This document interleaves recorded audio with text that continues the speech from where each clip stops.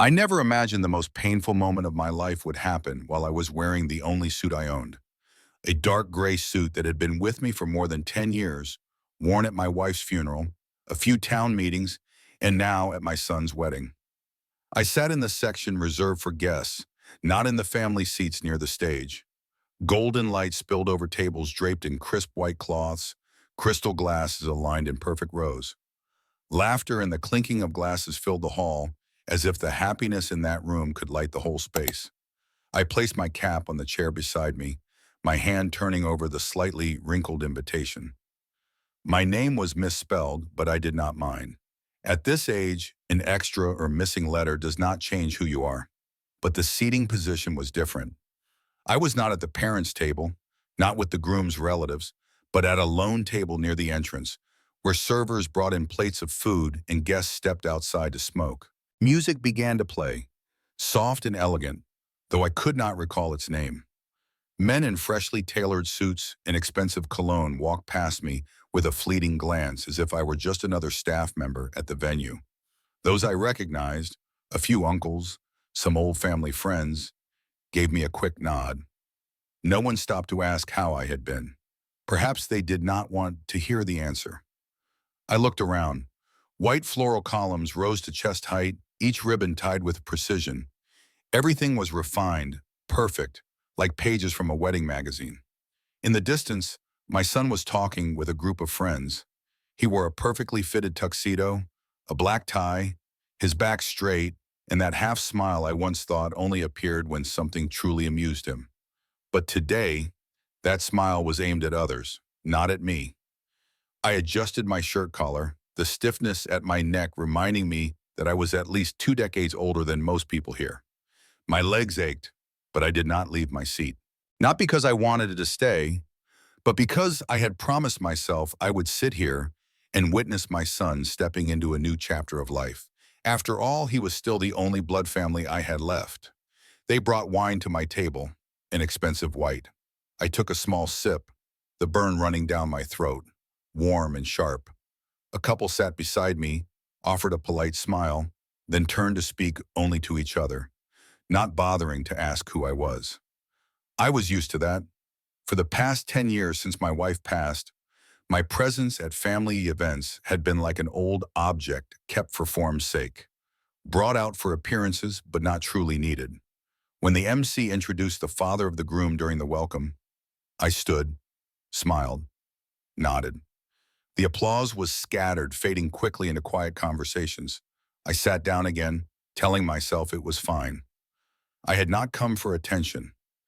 Yet the lively atmosphere only made me feel more out of place. People talked about vacations, city jobs, new homes. Now and then I caught my name in passing, followed by a small laugh, as if I were a story from the past told for amusement. I did not turn around.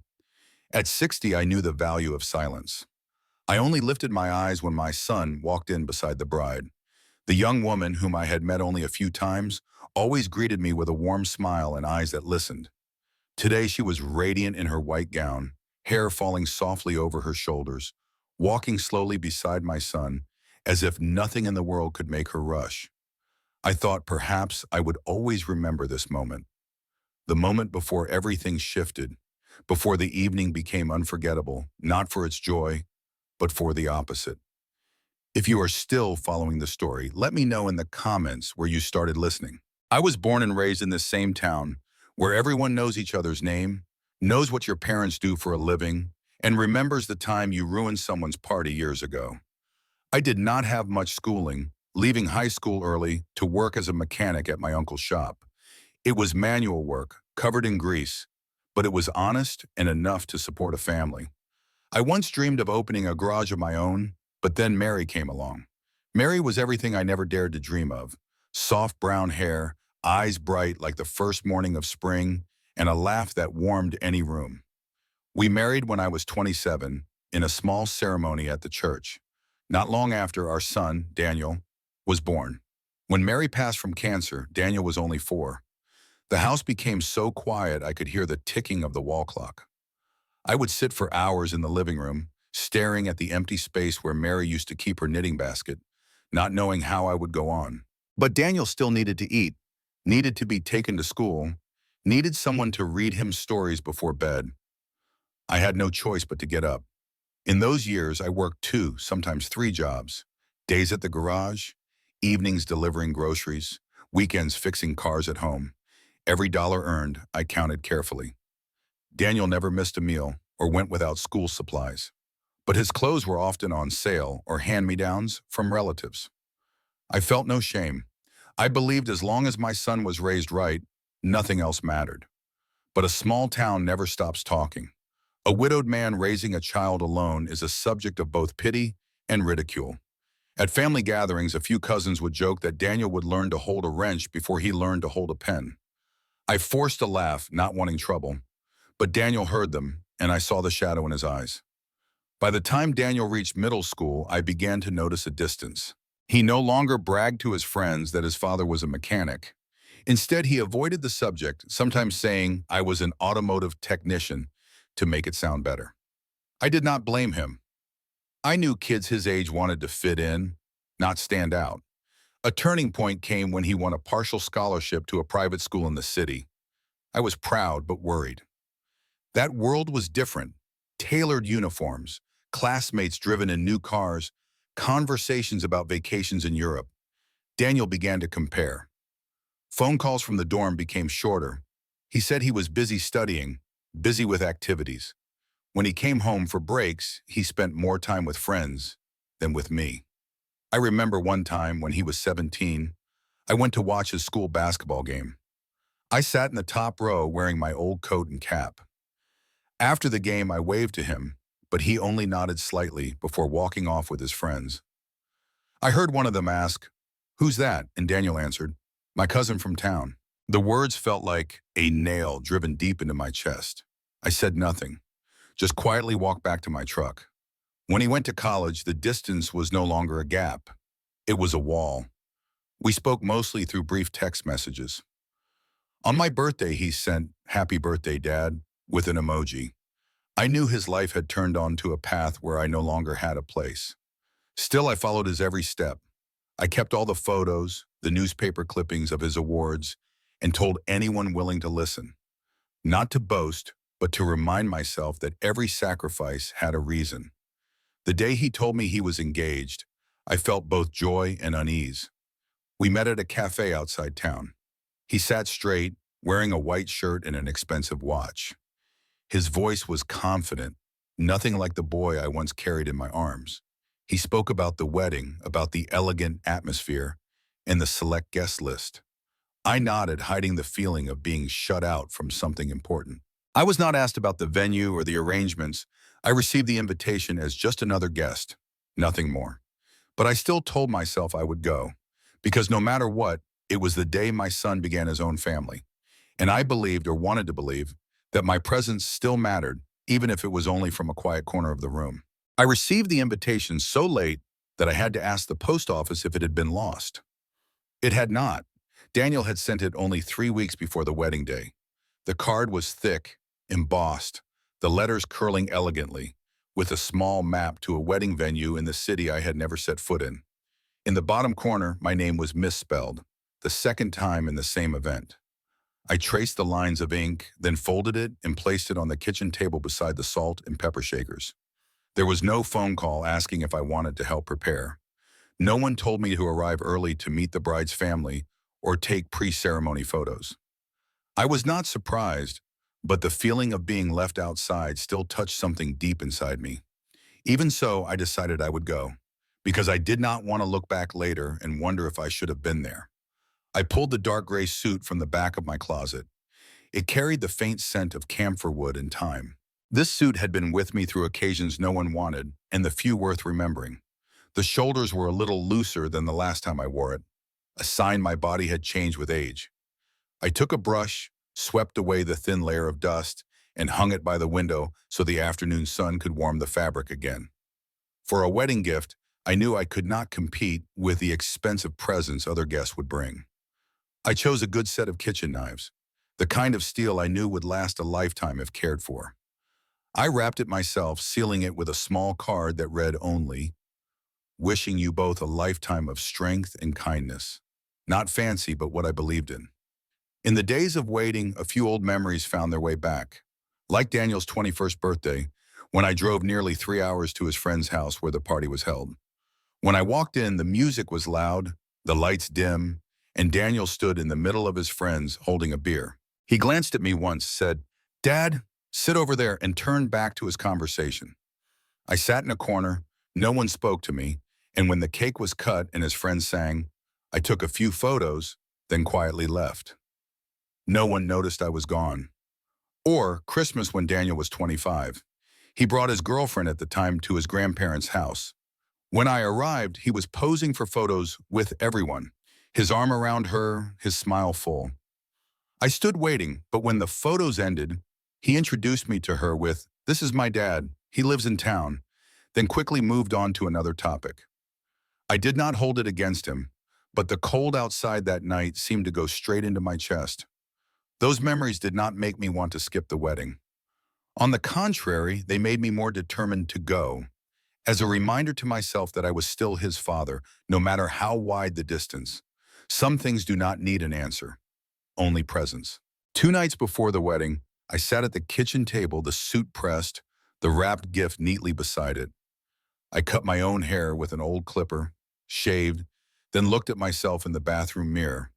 The reflection showed a man with deep lines at the corners of his eyes, hair a mix of gray and white, but eyes still sharp. I thought if Mary were still here, she would put her hand on my shoulder and say, "You go, stand tall, and do not let anyone make you smaller." On the wedding morning, I left earlier than planned, afraid traffic might make me late.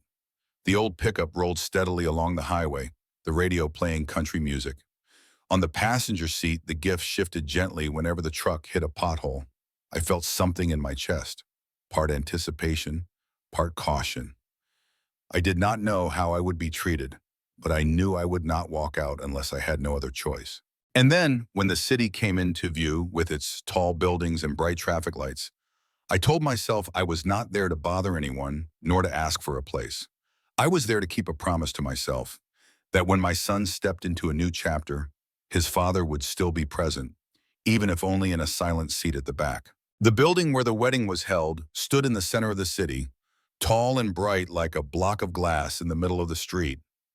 I drove my pickup truck into the underground parking lot, surrounded by shiny sedans and new model SUVs. Stepping out, I took a long breath, trying to steady my heartbeat. The dark gray suit held to my shoulders, the warmth inside making me feel like I was standing straighter.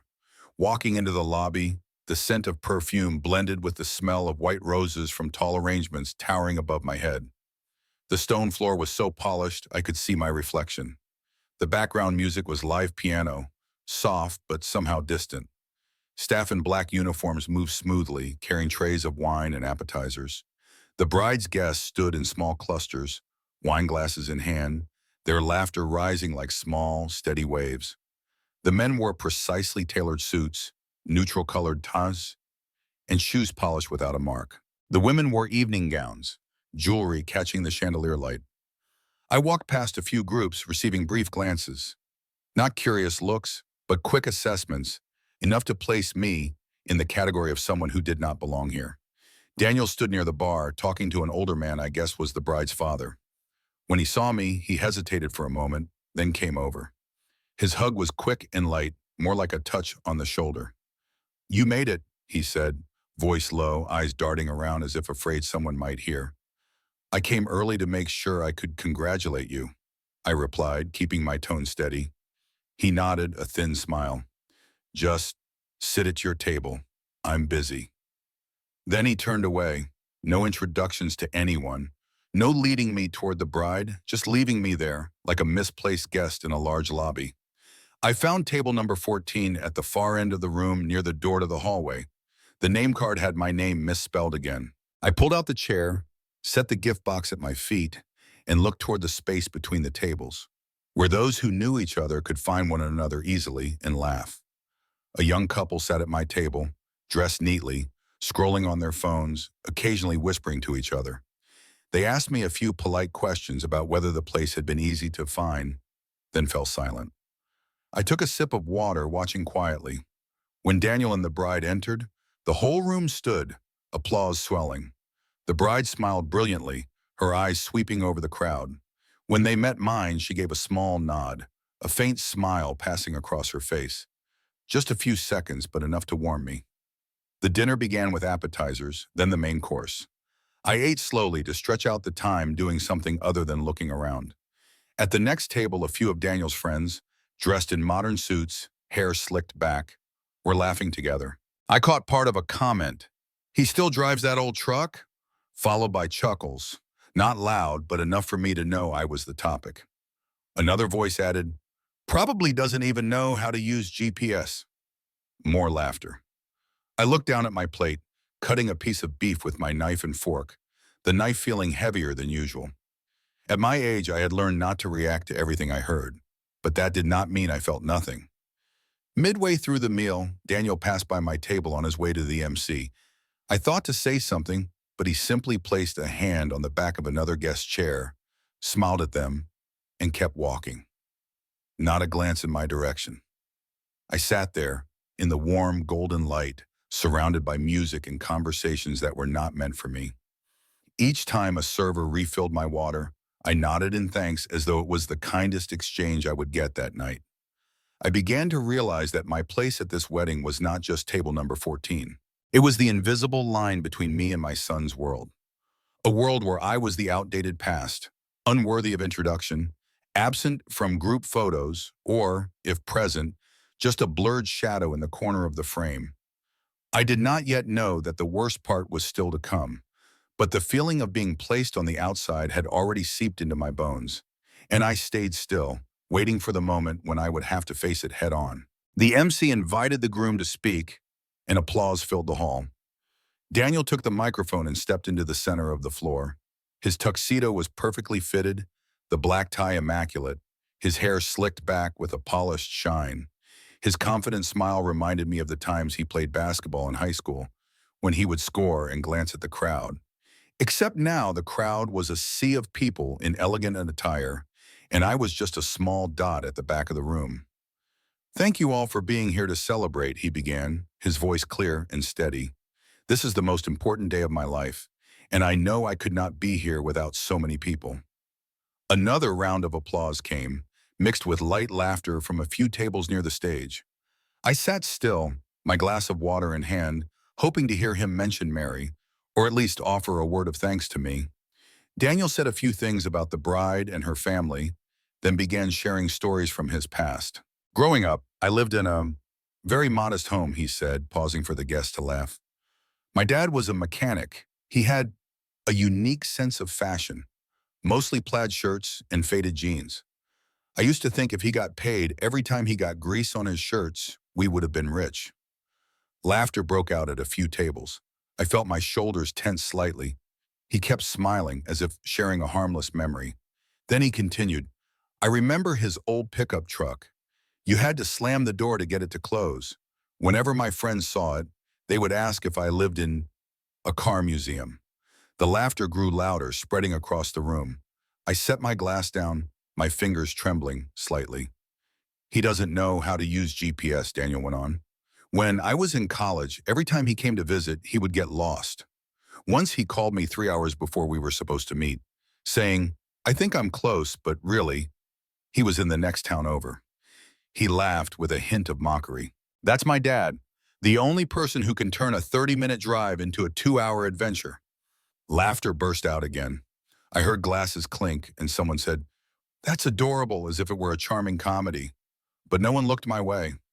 Daniel lowered his voice as if confiding in the whole room. "My dad is old-fashioned. No social media, no email, no keeping up with the modern world. I used to think I'd have to teach him how to use a smartphone like you would teach a child." This time, the laughter lasted longer, with a few people clapping along. I sat frozen. Each sentence felt like a small blade, not enough to knock me down instantly, but enough to drain the air from my lungs. He ended with a joke I knew would stay with me for a long time. "But hey, if anyone needs their 1980s lawnmower fixed, my dad's the guy to call." Laughter erupted once more, some tables even whistling. My face felt hot. In my mind, that laughter was not joy. It was the sound of all those years I had worked myself to the bone to raise him, now reduced to a punchline. I saw myself bent over in the summer heat replacing spark plugs, my cracked hands counting change to buy him school books, and now all of it was just entertainment for this crowd. I tried to swallow, but my throat was dry and tight.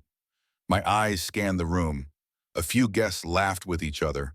Some glanced at me and quickly looked away. No one said a word. Daniel went on to speak about the future, about love, about thanking everyone. I did not hear most of it. In my head were the sounds of cold winter mornings, me in my old coat walking him to school, and late nights sewing his clothes under the kitchen light. When he finished, the applause was loud. I stood by reflex but did not move toward the stage. Instead, I turned toward the door. My legs felt like stone, but each step took me further from this cold circle. I bent to pick up the gift box, my hand trembling. Part of me wanted to leave immediately, to spare anyone from seeing me at my weakest. But another part stayed, as if waiting to see if anyone in this entire room had the courage to say, "That's enough." I did not yet know that the one who would do it would not be me, nor anyone from my side, but the person I least expected. I was bending down to pick up the gift box when I heard the click of the microphone. The sound cut through the scattered laughter still lingering at a few tables. I looked up, thinking Daniel would say something more. But no, it was the bride. She rose from the head table, the white gown shimmering under the lights. One hand held her dress to step across the open space, the other reached out, and the MC placed the microphone into it as if under a spell. No rush, no haste. Every eye in the room was drawn to her. Her voice, when it came, was not loud, but clear, each word carrying. I would like to say a few words.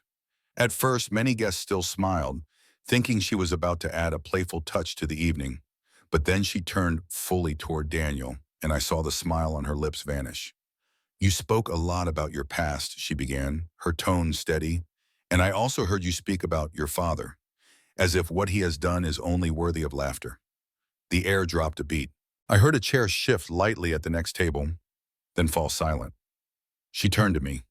"Sir," she nodded, her eyes warm and direct, "I have never been told your full story, but from what I know and from what I feel, I want to say that without you, this day would not exist." A few murmurs rose from the tables near the door. She turned back to Daniel. "You spoke about the old truck, the faded shirts, the fact that he never used GPS, as if those were shameful things. But you forgot to say why he drove that truck for decades, why he wore that shirt until the seams wore thin, or why he never had the time to learn new technology.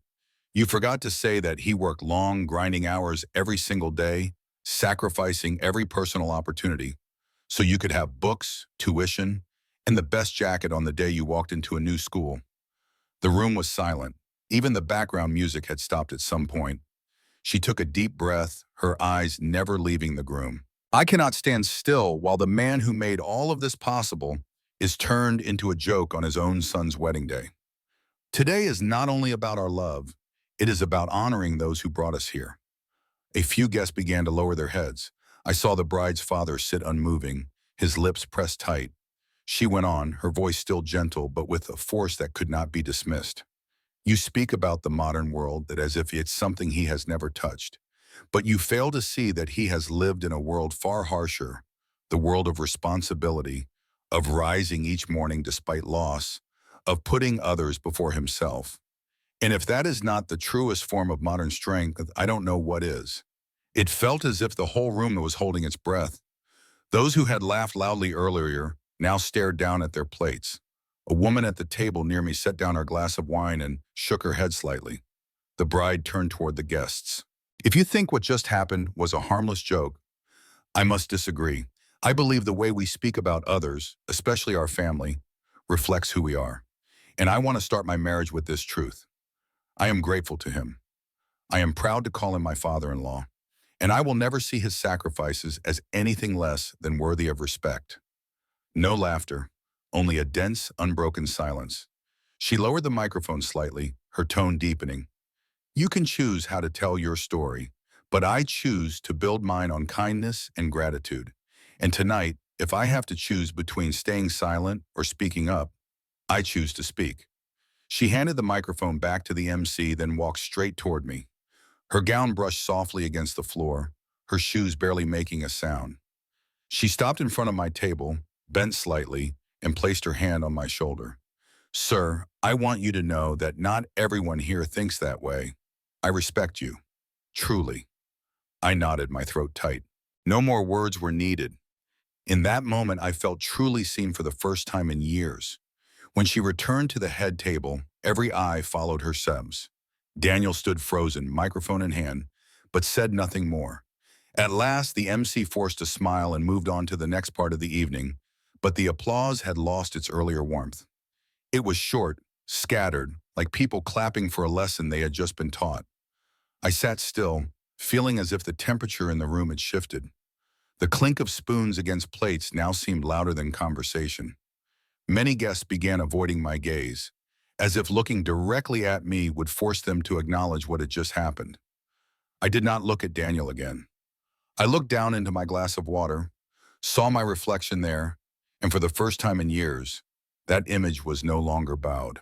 Daniel still stood there, the microphone loose in his hand, his eyes scanning the hall as if searching for an escape. His face was tight, the bridge of his nose flushed red, yet he said nothing. The people who had been laughing loudly moments ago now turned to whisper among themselves, their murmurs blending with the awkwardly resumed background music. I was about to stand and get my coat when the bride turned back toward my table. The smile she had for the guests was gone, replaced by an expression of resolve. Sir, may I invite you outside for a moment, she said, her voice just loud enough for my table to hear. I nodded and followed her into the hallway. The noise from the hall faded behind us, leaving only the sound of her heels tapping lightly on the wooden floor and my slower footsteps. We stopped in a quiet space where light poured in from a large window. She turned to face me. Sir, I'm sorry for what just happened, she said, her eyes locked on mine without blinking. I could not let it pass as if it were normal. I know it may upset some people, even him, but respect is something that cannot begin in silence. I looked at that young yet determined face and saw clearly this was not a burst of impulse. She had chosen to stand, no matter the cost. You didn't have to do that, I said slowly, but I thank you more than you think. She shook her head. You deserve it. And if even I stayed silent, no one here would speak for you. We stood in silence for a few seconds. I heard a door open in the distance, someone calling for a server. She tilted her head slightly. I know you should have been seated near the stage today, not at the back of the room. I won't let this happen again. No matter what, you are still my family. I could only nod. Not because I didn't want to speak, but because sometimes the truest words choke before they leave your throat. She placed her hand lightly on my arm, then walked back toward the hall. I stayed a moment longer, letting the noise swell again before stepping inside. The atmosphere had shifted. Guests now spoke quietly, without the bursts of laughter from before. A few eyes followed me as I passed, not with scrutiny, but with the look of someone realizing they had stood on the wrong side. An older man at a table near the door rose to shake my hand. Sir, I want to say, I respect you, he said, giving a small bow of his head. I simply replied, thank you. A young woman, likely a friend of the bride, came over. I'm sorry for laughing earlier. I didn't think, well, I was wrong. I nodded, without blame. Returning to my table, I reached for my coat. At the next table, two men whispered before one stood to shake my hand, gripping it firmly. A man like you, rare. I wasn't sure how to respond, so I said, you embarrass me. I could feel the change, not loud, but quiet, as if after the bride spoke, the whole room had been forced to re-examine itself. And I, the man at table 14, had suddenly become the center of a story I never set out to start. I didn't stay much longer. As I slipped on my coat, I saw Daniel still near the stage, speaking to a few relatives from the bride's side. He glanced at me briefly, hesitation in his eyes, then turned away. Not a word. I didn't wait. Crossing the hall, I felt people shift aside, forming a narrow path. Some gave slight nods, others managed faint smiles. No one stopped me. No one asked me to stay.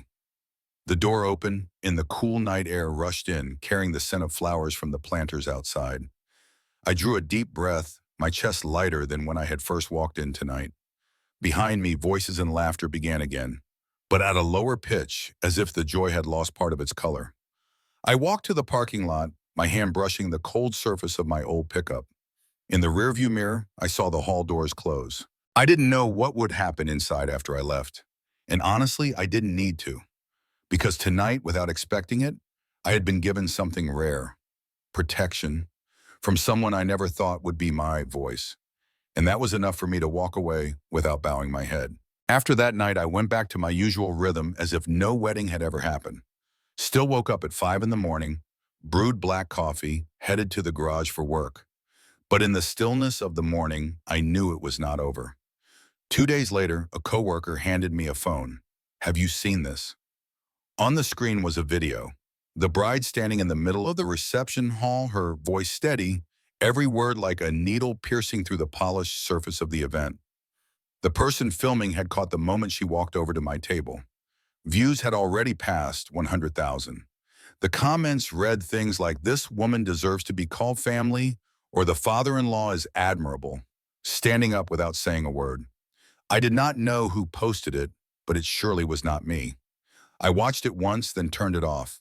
I did not want to relive that moment, even though it no longer felt like a wound, but more like a marker. A week later, I got a message from an unknown number. "Uncle, I just wanted to say I am glad you came that day." I knew it was the bride," I replied briefly. "I am glad I met you too." Nothing more. As for Daniel, he did not call, did not text. Only a plain envelope appeared in my mailbox, inside a printed thank you card for guests, signed Daniel and Laura. No handwritten line, no personal note. I placed that envelope in the bottom drawer along with our old photos. Word about the reception spread through town faster than I expected. At the breakfast diner I frequented, the owner poured my coffee and spoke softly. "Folks say you carried yourself with dignity that night. Not everyone could do that." I only nodded, no explanation. I saw no need to tell the story from the beginning. Those who needed to know had already seen it, and those who had not would not change anything. Someone asked if I was angry at Daniel. I thought for a moment, then said, "Not angry, but I am done waiting. Waiting for an apology, waiting for recognition. That is how you push yourself into disappointment. I have done enough for him, and if he cannot see it, then that is something he will have to live with." The biggest change was how I looked in the mirror each morning. Before, I would lower my head, wash my face quickly, avoiding a long look. Now it was different. I looked straight, saw the wrinkles, the gray hair, the calloused hands, saw the man who had stood up, walked out of a room full of mocking laughter without losing himself. Sometimes I still ran into guests from that wedding. Some shook my hand firmly, others only smiled from a distance. I did not ask which side they stood on. No need. The way they looked was enough to know they remembered exactly what had happened. The bride, Laura, still sent the occasional message to check in. Not many words, just things like, "Are you well?" or "Is the garage busy these days?" I replied simply, but each time I felt an unseen thread connecting us. No need for a shared last name. No need for blood. Just the knowledge that someone had chosen to stand by me at the hardest moment. I had not seen Daniel since that day. Maybe one day we will talk. Maybe not. But I have stopped building the bridge alone. If he wants to cross, he will have to find the way himself. And I learned that silence, when kept at the right moment, is stronger than any shout. I did not need to argue, did not need to list what I had done. That night, Laura had spoken for me. The whole room heard, and even if they tried to forget later, that moment still existed. One evening, as I was closing the garage, I stood looking at the empty street. The yellow streetlight spilled over the wet pavement after the rain. I thought of Mary. If she were here, she might smile, place her hand on my shoulder and say, "You did right." That thought was enough to make me feel at ease. I do not know whether Daniel and Laura will stay together for long, but I know that no matter what, she gave me a gift more valuable than any thank you card. The affirmation that what I have done my whole life cannot be erased just because someone wants to tell a funny story. And that is enough. Since that day, I no longer avoid gatherings like before. If invited, I go. I do not seek attention, but I do not sit at the back of the room anymore. I choose where I want to sit, and if anyone has a problem, they can change their own seat. The strength I carried home from that night was not revenge, but the right to place myself exactly where I belong, not where others put me, but where I deserve to be. And that is a lesson I will not spend another lifetime learning again. There are moments in life without noise, without fireworks or applause, yet they change the way we walk forever. That night, I stepped into a room carrying the posture of a stranger at my own son's wedding.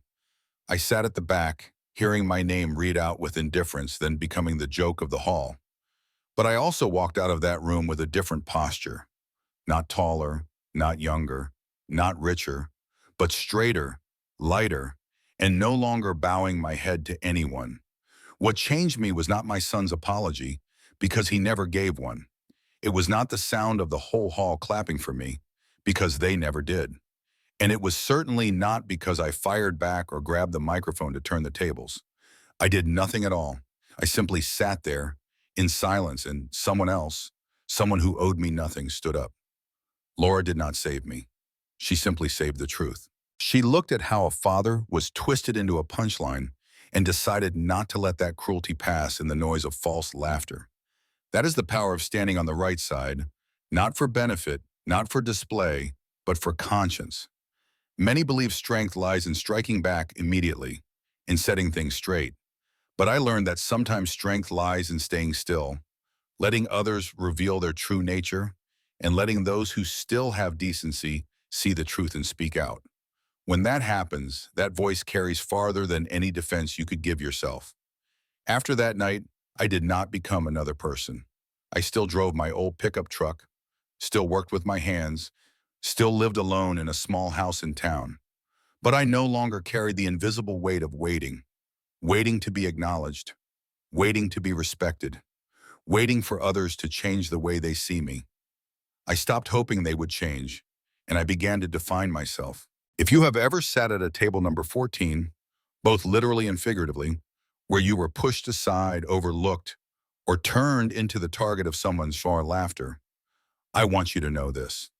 That seat does not decide who you are. The way you leave that seat is what will stay with you for life. They can say whatever they want about you, twist the truth, or turn your sacrifices into a story for amusement. But the truth does not need anyone's permission to exist.